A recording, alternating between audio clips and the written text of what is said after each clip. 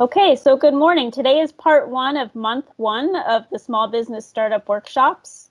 Part two is 2 weeks from today, so please register for that separately if you haven't already. The structure is more or less the same each month. During part one, you will receive guided instruction by SCORE mentors to set the stage for the homework assignments laid out for you in the online startup roadmap materials. During part two, we will introduce you to one or more resource experts who have additional information or insight about the current month's topics. Then we will leave time for you to ask questions of those experts, as well as ask questions of the SCORE mentors as they apply to your own business situation.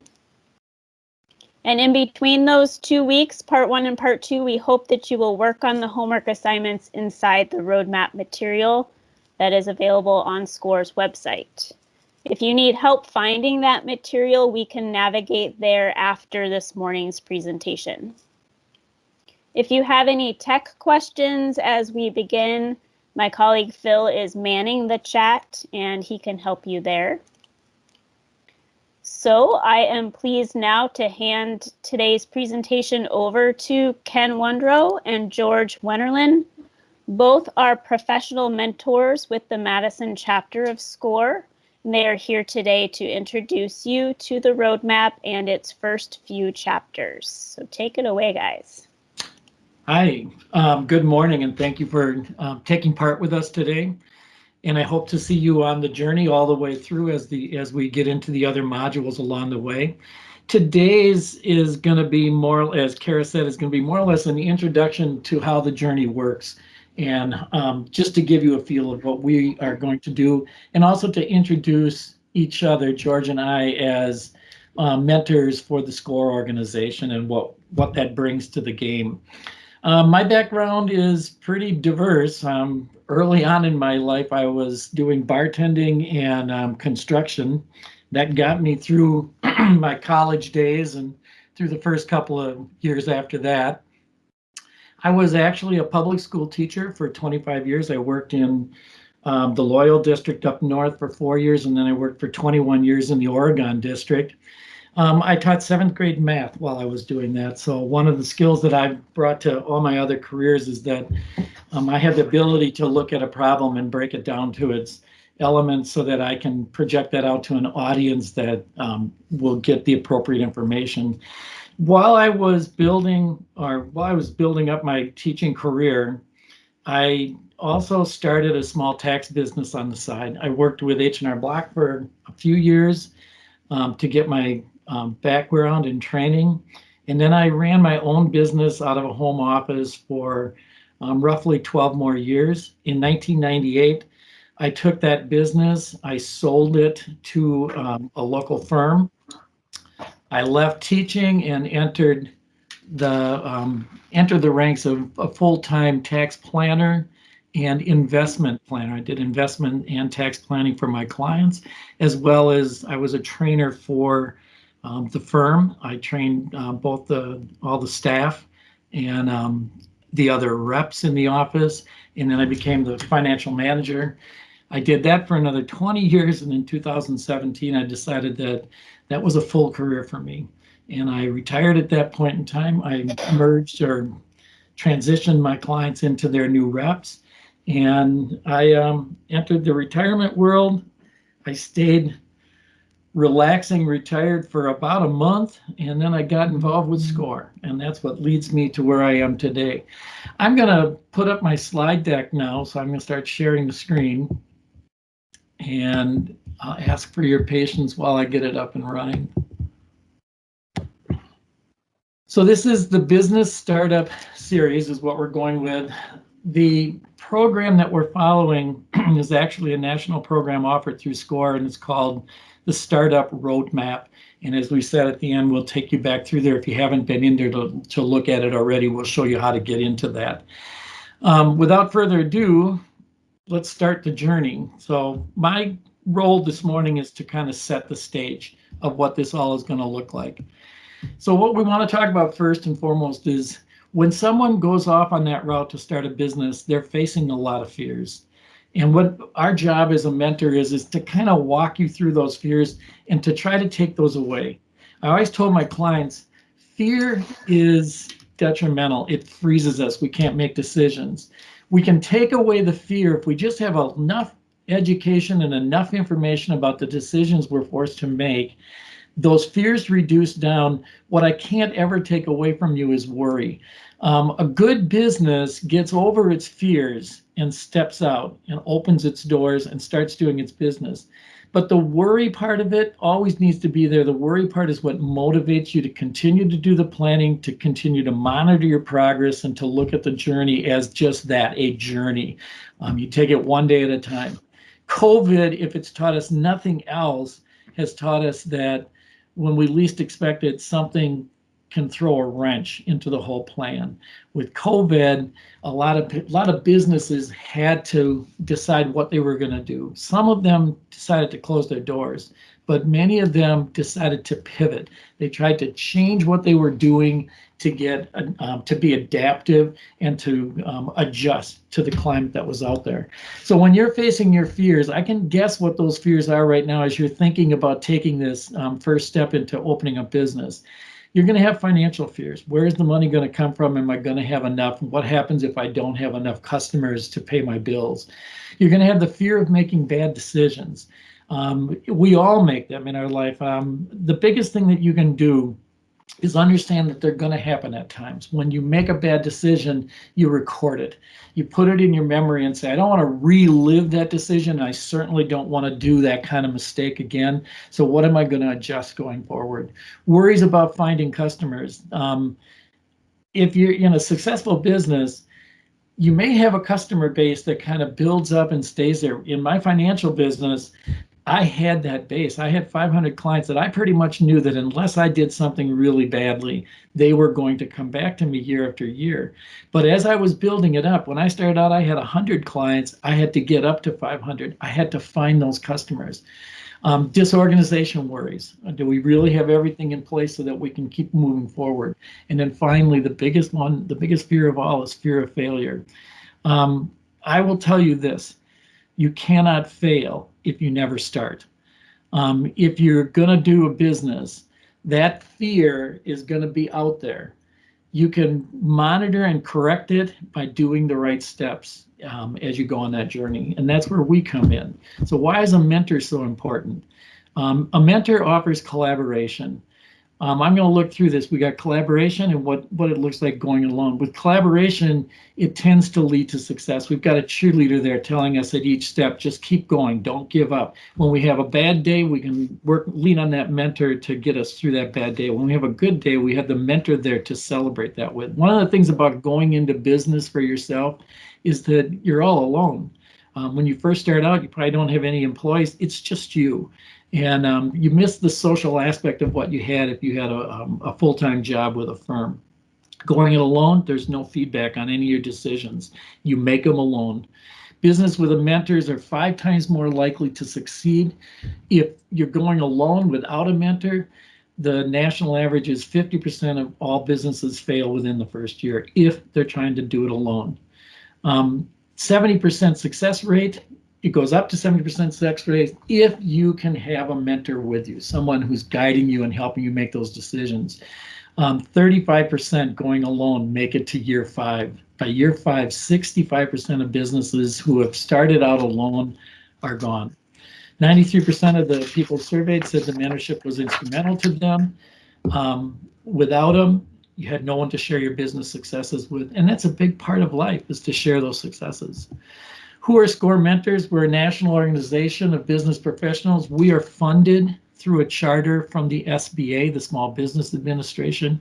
We offer our services free to our clients.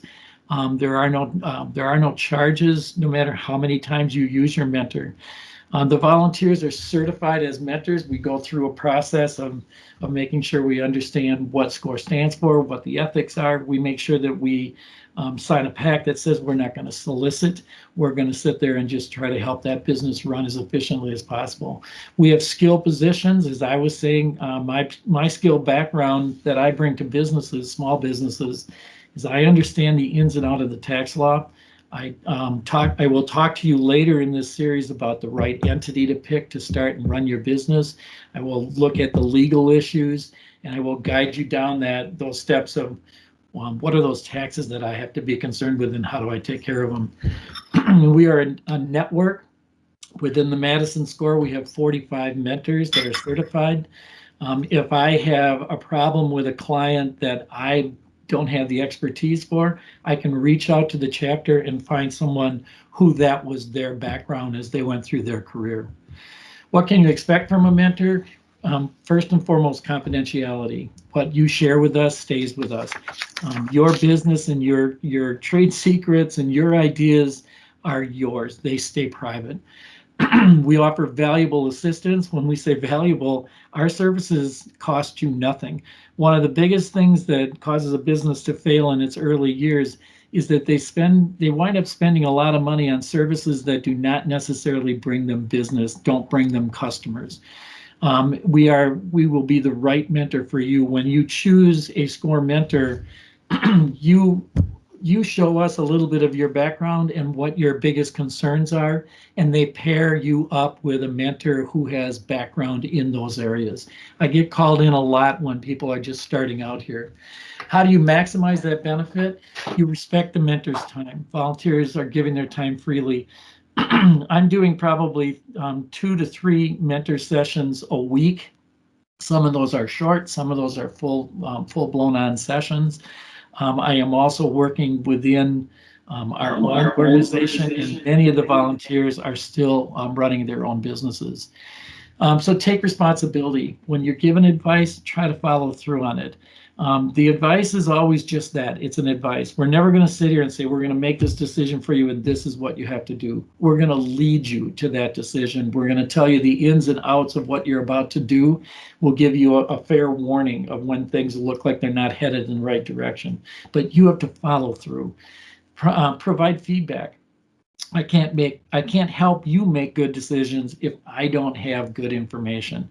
So the more information you can give me about what's going on in your business, the better. I always tell my clients, there are a lot of things that I can do, but I did not run the business that you're running.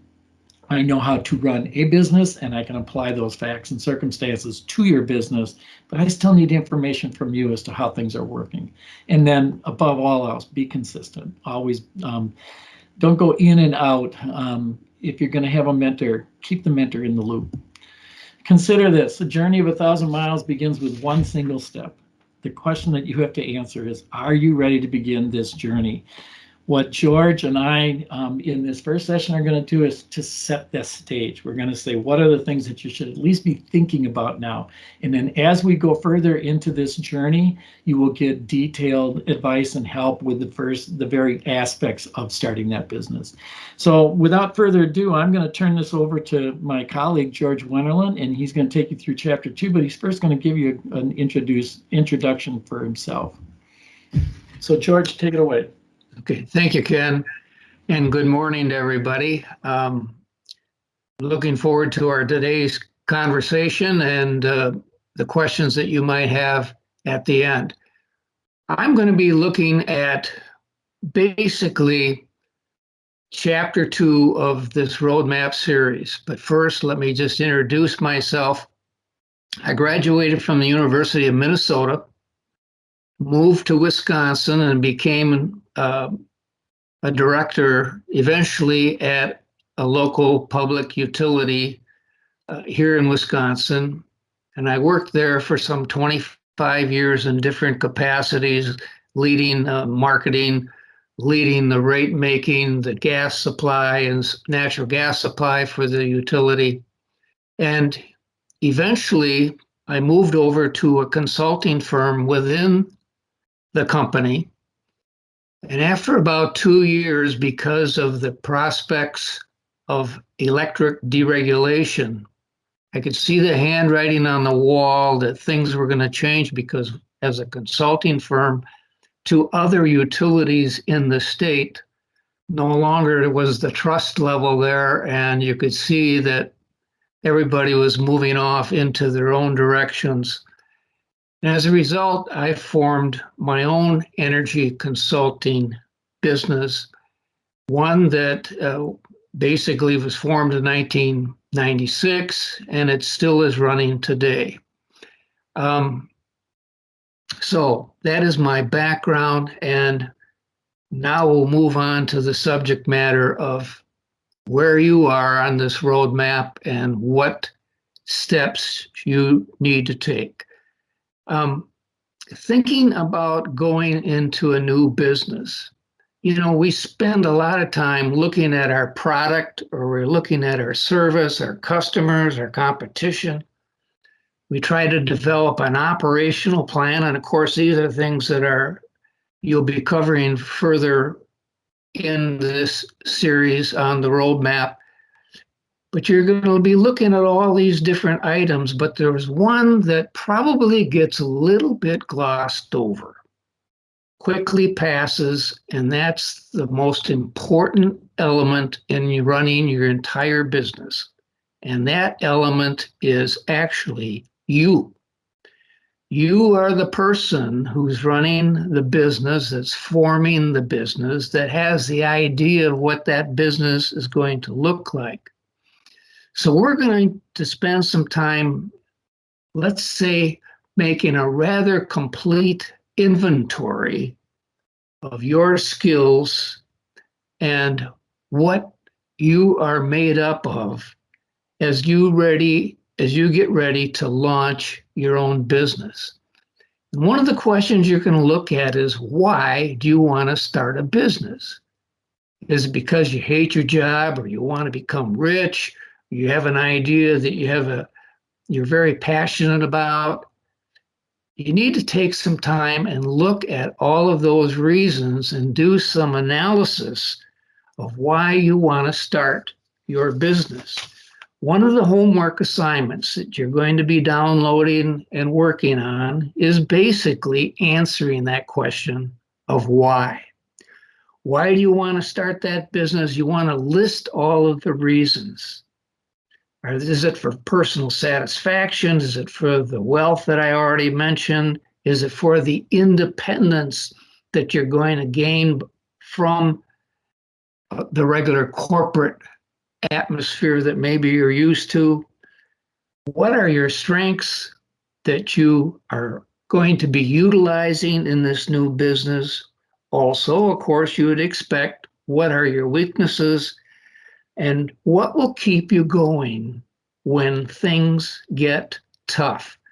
So you're going to be taking this inventory and you're going to be ranking what is the impact of failure on my venture? What is the proper timing of this venture? Is this a good time during a pandemic to launch a business? In the beginning, I would have said, wow, is that a good idea? Think back to last March. Well, now you turn around and you look at what has happened out in the marketplace. Think of the businesses that have changed. Home sales are up. RV sales are up. Snowmobile sales are up. It's like when you're in a boat on your lake and you decide to jump from the boat to the dock. What happens? As you propel yourself onto the dock, your boat goes in the opposite direction. Or think about squeezing a balloon. What happens? Well, that's exactly what happened during the pandemic. And everything, it boils down to what happens in one direction, equally in the opposite direction, something else will happen.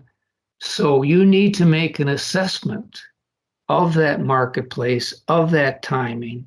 You need to look at what are the major factors that will help you become successful in the business that you want to launch. What are the risks involved? And finally, in the end, is it a go or a no-go? And with the no-go, you can also work with your SCORE mentor. Is there some remedies that can be achieved to help you in answering the questions about the why. Okay, let's move to step 2. Here you have to assess your readiness, your skills. What are the traits of an entrepreneur? Can they identify opportunities? Can they take risks? Can they have comfort in finding the right decisions? Do they wear many different hats? And during this roadmap course that you're going to be taking, there are a lot of hats that you're going to have to wear and decisions you're going to have to make.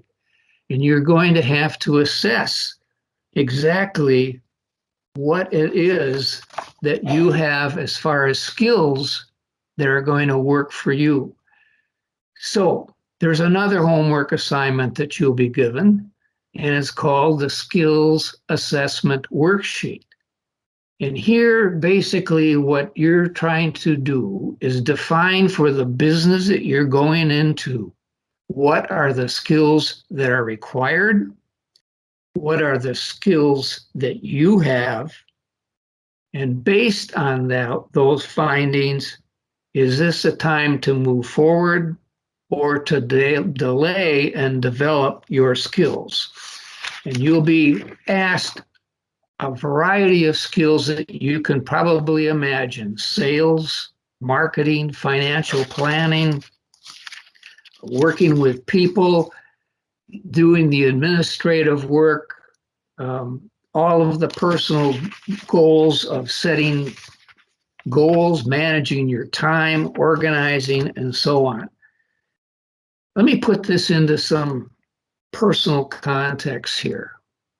As I looked at my business, my background was in energy. I could see the handwriting on the wall that things were going to change, and through deregulation, particularly in electricity, that I needed to make some moves. So when I left my company and I left the consulting firm, I decided, as I looked out in the marketplace, yes, there were a lot of suppliers out there, a lot of sellers, but who represents the customer? So I decided there is a need out there for somebody to help the customer sift through all of the various options that are available out in the marketplace, and from that, make your purchases of natural gas and electricity in the open market, away from your local gas or electric utility. Well, and later on, you'll be doing a development of your business plan. My business plan was first to go into natural gas. Second was electricity, but then an outfit came along called Enron. And with that, electric deregulation ended pretty much across the US. So my focus then was on natural gas and helping consumers. And I'm not talking small consumers, residential. I'm looking at large corporations, universities, public school systems, people who use a lot of energy, and how they can bring those energy costs into their budget, and as a result, maybe even save some money along the way. So the next thing, before we leave the area of personal assessments, I'd like to move to just a couple of additional thoughts. Skill will take you a certain part of the way, but they cannot necessarily sell to others your idea unless you have the people skills. And I'd have to confess that when I launched my consulting firm, probably the area of some concern was my people skills. I was not a real gung-ho salesperson, so I had to step up those skills in order to go out and find my customers. So as you go through your skill assessment, and you find some weaknesses, then you try to work on your remedies. And here is where, of course, you can share those different weaknesses with a scorer mentor, and they can help you find the direction, to find the remedies to correct the problems. Experience doesn't come with age. I can tell you that. All you have to do is look at my picture. What happens is you have to go through the process, have success, and have some mistakes. One of the things I tell my clients is make sure you plan on some mistakes, you keep some reserve in your financials to cover those mistakes, and then you learn from those mistakes and you go forward. Moving on to the financials, we want to next take a look at your personal finances. As you're looking at your business, you need to consider what it is that you have as a strength with your personal finances. Another part of your homework is going to be to download your personal financial statement form, and you fill it out. You complete all of your various assets, your home, your car, all of your equipment, your cash. Then you also compare that against your liabilities, and you make your investments, and you're going to fill out this statement for yourself. This is for your eyes only at this point. It's not something that you're going to be sharing with anybody else. But the fact is that most businesses will take 6 to 18 months to net a profit. And you need to have enough finances along the way to support that. Now, will there get to be a point where you have to share your personal finance report? Yes. If you decide that you have to go out beyond your own personal savings and enlist financial help from a credit union or a bank or whatever, outside investors, then at that point you might have to then share your financials. But otherwise, like when I formed my company, I was self-funded. I formed it in January of '96. My first check came in May of that year. I would say that by the end of the 12 months, I did get to a comfortable level of income that was supporting my family without having to draw off of my savings. But you have to prepare yourself now for those future occurrences. So you'll be asked to do this financial report, and that'll be your next assignment. Now, once you've completed that assignment, you're moving on to what is your business going to look like? Remember, we were talking about, do you want to be rich? Do you want to replace your current salary? What is it that you're actually going to? We want to bring your goals, your skills, all of this together. And one of the possibilities is to look at, how does your business look in your mind? And this brings us to the next subject, step 5, which is the vision board. Now, this is an interesting topic, the vision board. Back in my time, there was no vision board as it's being defined today.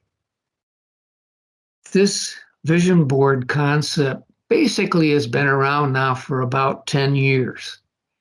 And what it is pictorially to design actually a poster board of what you see, your goal, your business, your direction, your focus. And it's meant to be a motivator to help you guide yourself through for the next year and multiple years in terms of what you need, the steps you need to get to be successful.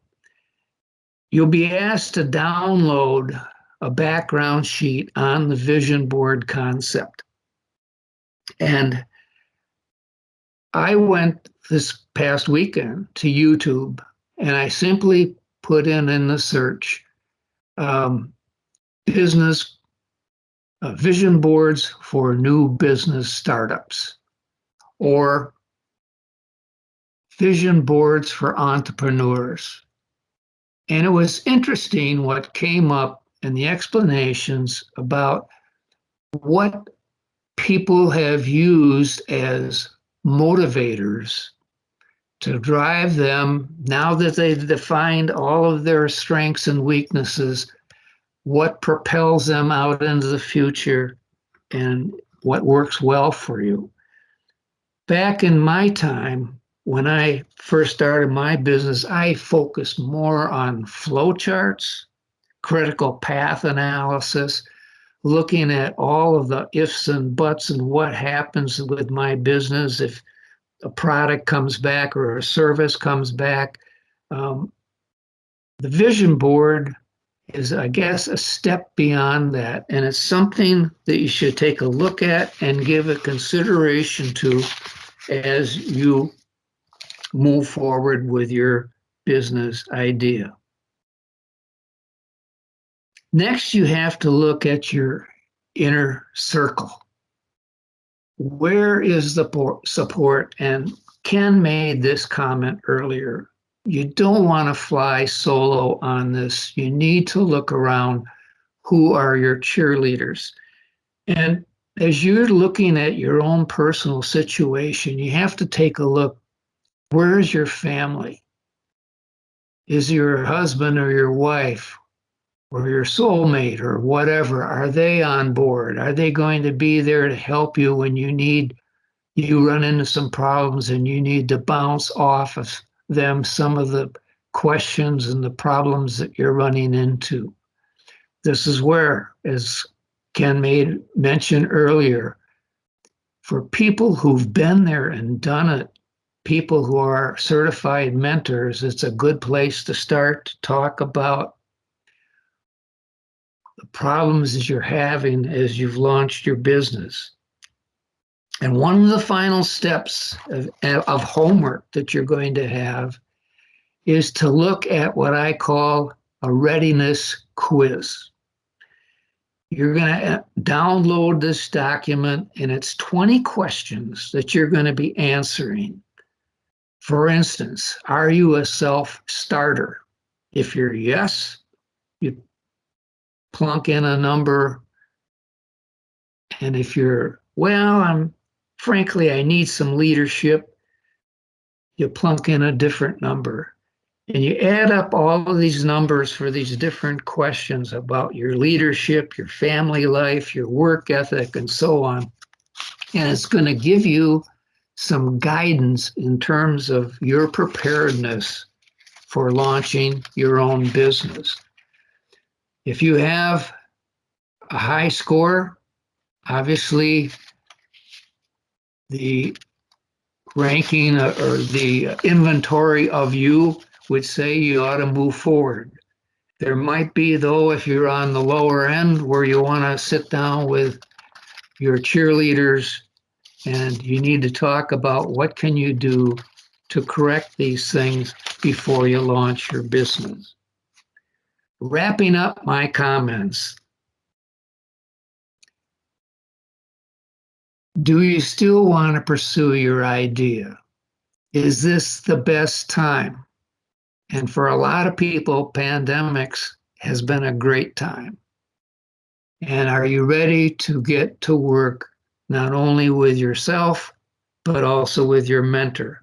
So I'm going to leave you with these 5 things you need to do. Number 1, you need to download the why worksheet and complete that. Number 2, the skills assessment, your own personal skills. 3, your financial report. 4, the readiness quiz. And then finally download that vision board, take a look at it. If you think that that's going to help to motivate you forward, follow it and see if you can get some value out of it. I think when you get done with these 5 different steps, you're going to have a very good understanding of where you need to go. And with that, I hand it back to Ken. Ken?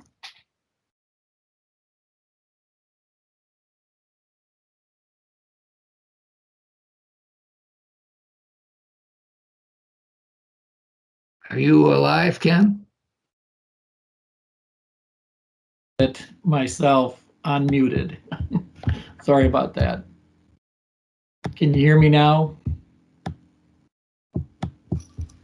Yes, we can. Okay, good.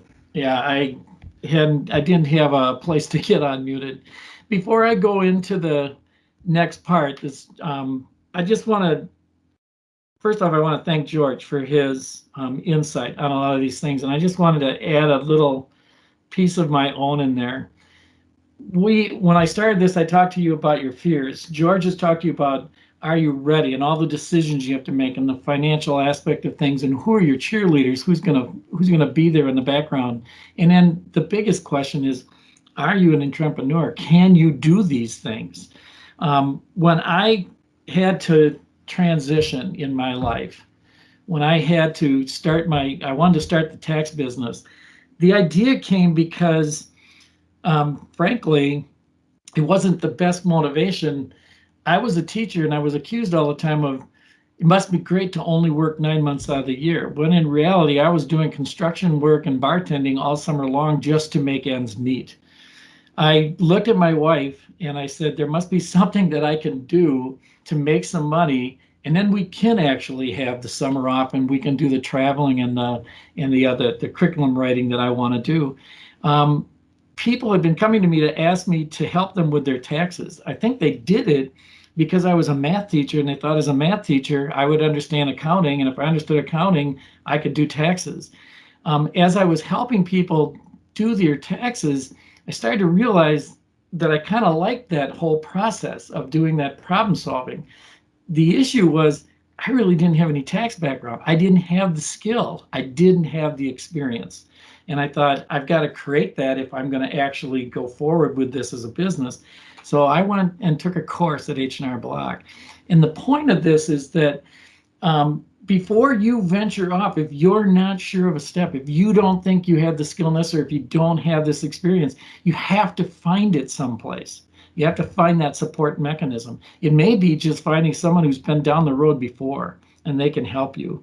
It may be that you have to take some coursework, and that's what this is. We're designing that course for you to say, here, this is at least going to get the business, the administrative aspect, the planning aspect out of your way so that what it is you do well, you can do well for your customers. That's where this is going. When I did finally make the switch to go over to that tax business, it grew. It grew because I had taken the right first steps. When I finally reached that point where I wanted to grow beyond just myself, I wanted to leave teaching, I had to find a path. And that path was, it led me to a different firm, and I actually sold the business. So I grew the business, I was proud of it, it was my baby, and then it came the day I sold that business. When I sold that business and I went in with that firm, I drew then on my experience. And what they did was they hired more than a person to do the tax planning for clients. What they saw in me was that I could take my experiences from running and growing my business all the way to the point of successfully selling that business, that I could give that expertise to the reps inside that office. That's what I did. One ironic story. One of the first week or two that I was in there, they had an icebreaker. And the icebreaker question was, if you could be anybody you wanted to be, who would you be? And all these people were naming these big famous people, like kind of like the Shark Tank. They were naming these and saying why they wanted to do it. When they came around to me, I thought about it and I gave the most honest answer I had. I said that I wanted to be like Mike. Mike was the office manager for the tax side at that time in that firm. And what I knew about Mike was that he was a dedicated person who, when he got his nose to the grindstone, things got done. And he did them right. He always put his expertise into the product. And I said, that's who I wanted to be. When I left the firm 20 years later, they kind of asked the same question of the staff, what do you want to be when you grow up? And a bunch of them said they wanted to be me. That was my measure of success. What's the point to you? When you start your business and you're on this trip, find that Mike that can help you. It doesn't have to be a big, powerful, famous person. It has to be someone who can support you, can help you make the decisions that you're going to have to make and not have to make them alone. What lies ahead? Chapter 3. If you do read through this, chapter 2 is where the work is. That's where the homework is. Chapter 1 and chapter 3 are intros. In chapter 3, they're going to ask you to consider your feasibility plan. Have you done the basics? So in other words, we're trying to organize this idea from just a dream into an idea into eventually a business. Have you defined the business concept? Do you know what it is you're going to do? Are you going to be in service or are you going to offer a product? Big differences on the paths that you will go down there. Start working on a marketing plan. With a marketing plan, what we really mean there is not, what am I going to put on my webpage? More or less is, who will I have help me do a webpage? Can I do a webpage on my own? The other part of marketing really comes down to who's my competition and who is my customer. I have to research that. I have to find out where they are. Do your financial projections, as George said. You really have to know how much ground you have to stand on before you'd have to lean on somebody else for that help. And then consider your funding needs and sources. Who are they? One warning, if they're family members, make sure that the deal you make with that family member is that they are lending you the money. You are the person who's running the business. You're making the decisions. They have to trust that. If the answer is, I'm not sure I can trust that, I kind of want to know what's going on at every stage, I want to know what you're doing with the money, that's the wrong lending source. You can't have someone looking over your shoulder all the time. It'll stop you from making the decisions you have to make. So get that down in maybe not writing, but at least get an agreement. Time to learn. How will you validate your idea? Your offers are attend local workshops. This is one. You've already come here, so you've made a good choice.